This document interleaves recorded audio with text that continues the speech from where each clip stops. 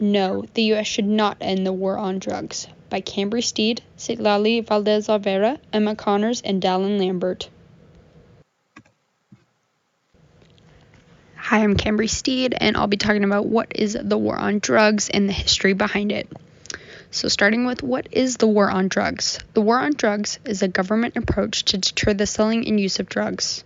They try to do this by enforcing harsher sentences on both drug users and dealers.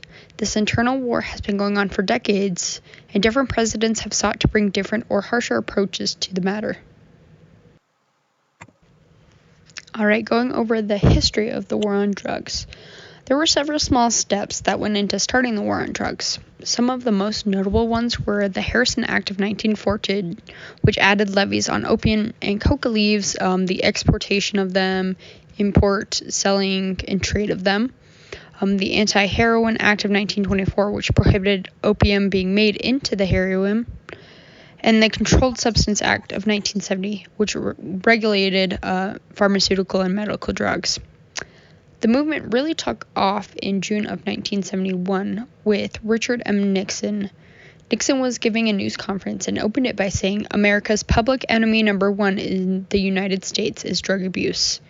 In 1973, Nixon went on to create the Drug Enforcement Administration, known as the DEA, which is a federal agency in charge of drug policies and overall drug control. President Ronald Reagan followed in Nixon's footsteps and wanted to take a hard approach to the war on drugs. Reagan went on further to grow some of Nixon's policies, and his wife Nancy created the Just Say No campaign to bring awareness to the dangers of drugs. Continuing the history of the war on drugs, today the war on drugs is still ongoing. However, there has been legislation passed to soften some of the penalties on drug charges. One piece of this legislature was passed in 2010 by Barack Obama and is known as the Fair Sentencing Act, which helped to shorten discrepancies with powder cocaine and crack cocaine offenses. There used to be an act where powder cocaine charges were much easier than crack cocaine charges. From there, according to Pew Research, between 2009 and 2013, 40 states took some action to ease their drug laws. So right now, it kind of seems like it's more about finding the balance of being hard on drugs while still having the punishment to fit the crime.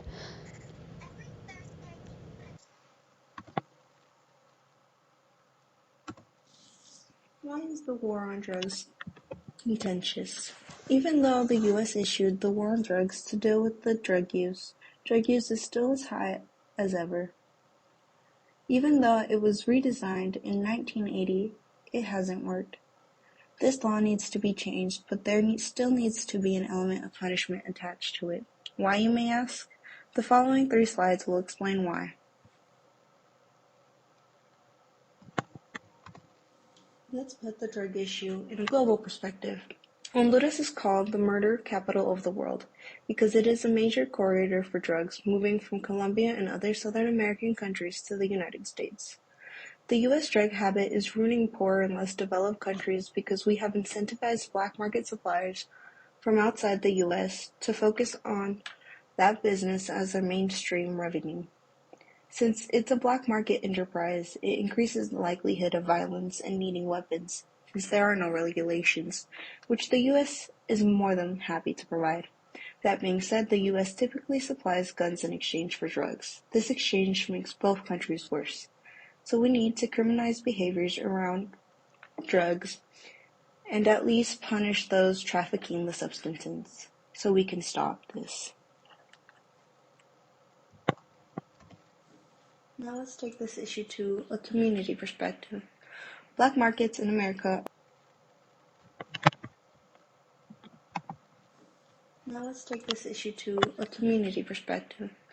Black markets in America are also plagued by violence. There are bad people profiting off others' suffering and even their deaths. So we still need to criminalize them, but we may need to lessen the punishment for those victims of using.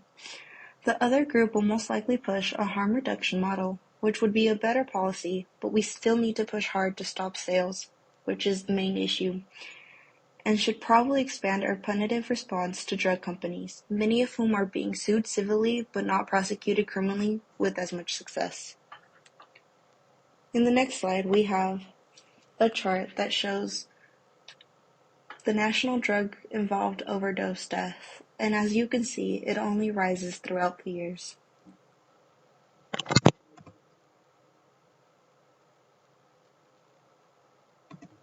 Lastly, we have an individual's perspective. The best thing that has been done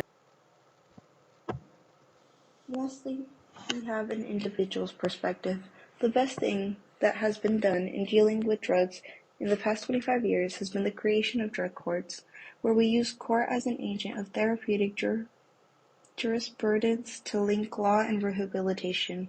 The reason it works to get folks clean is because it allows them to be on probation, surrounded by pro-social influences in the community, and attend court-ordered therapy. In the case that they end up violating the terms of probation, either because they start using again or they stop going to therapy, we use jail as a last resort. And typically, it starts off as a weekend and then longer periods of time until the judge just commutes probation to incarceration. We need to keep people going to therapy. If we take that away, we will lose the ability to force people to get better. And once they buy into the positive effects of therapy, which most people do, then the court can step back.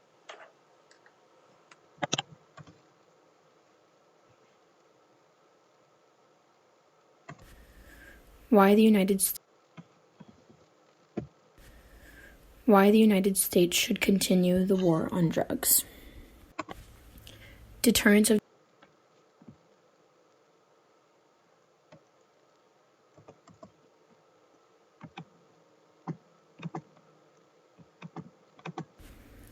Additionally, the deterrence of drug-related crime. 80% of prison inmates in the United States have been found to abuse some form of drug or alcohol. 26% of all crimes in the country are a result of some type of drug abuse. Drugs are known to affect one's mental and emotional state and are often credited with influencing many offenders to commit their crimes.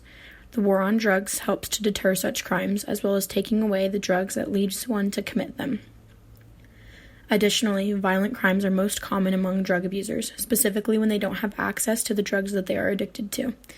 With the stress and pressure to function properly, hormones become extreme, resulting in violent outbreaks. By attacking the use and distribution of drugs, people have less opportunity to become addicted and reliant on substances, allowing for them to be more stable, both mentally and physically. Additionally, the war on drugs can help to ensure drug-free communities. With those who manufacture, buy, and sell drugs behind bars, there will be no source of drugs to infiltrate communities. Those communities with less drug presence lead to a safer environment, allowing children and teens to grow and develop in a positive atmosphere, setting them up for success. Most drug use starts young, when teens are experimenting for fun. By removing drugs from communities, those chances are taken away, removing the risk and danger of using drugs at a young age. The overall goal of the war on drugs is to reduce illegal drug trade in the United States, reduce the number of deaths related to drug abuse, and maintain a safe and healthy drug-free environment across the country. With the debate of the war on drugs being so controversial, many drug laws have loosened up in the last few years, resulting in either the legalization of more drugs or less restrictions on drug use itself. However, as seen in the chart, and according to the CDC, the last few years have seen an increase of drug-related deaths, meaning that loosening up isn't working and that the war on drugs needs to continue.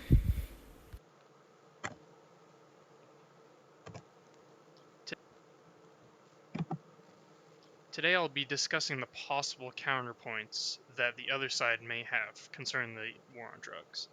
Now, for this debate, I already know their first and foremost factor for this debate is going to be how the war on drugs was racially motivated. And surprisingly, I would agree with that, except I would only agree with that in the sense that it was true in the past, but not in the present. As we've talked a lot in this debate, drugs and crime still have a correlation. Typically, when more people do drugs, they do more crime. any reasonable person, even someone who's not racially motivated or has a lot of sympathy for racial communities, it's not a stretch to say that they would not want drugs in their neighborhood causing crime, correct? So that's why I say that in the past, true, but today people do not want crime in their neighborhood. Another kind of topic within the or subtopic within the racially motivated topic altogether. I wanted to point out a few statistics, and that is illicit drug usage for whites was 9.5%, which is compared to blacks is 10.5%. It's not that big of a difference. However, concerning disparities among policing over enforcing certain communities, it would make more sense for the police to look for drugs in communities where there's a higher concentration of drugs than if it were not to. In which, this is a very, very broad statistic, but I'm sure at the more micro level, not quite micro, but more like community level, you can see these statistics a lot more varying. It would make sense for the police enforcement to search black communities for drugs instead of white communities. However, I will acknowledge in this debate that one of their points is going to be about biased lawmaking. I already know that, but I can acknowledge and I will agree that in the past and even present that there have been biased laws to target African Americans.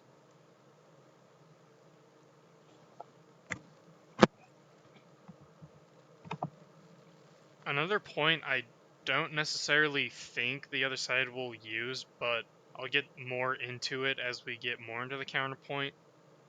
But there's a possibility that they might use that ending the war on drug would increase safety for all parties. And what this is meaning is that people are going to sell drugs anyways, but just having a war on drugs just makes everything more difficult. You kind of see this debate, and I'm not going to get much into it, but just for example, like abortion and gun control, a lot of people say, well, if you're just banning it, you're just making it more difficult to do it because people are going to do it anyways.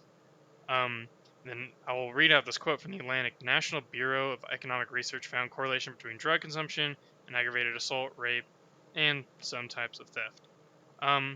So from the point of that, if we were to end the war on drugs, it would increase safety. It wouldn't. As I mentioned before, drugs have a correlation with crime, and even the Atlantic has stated some studies that can confirm this.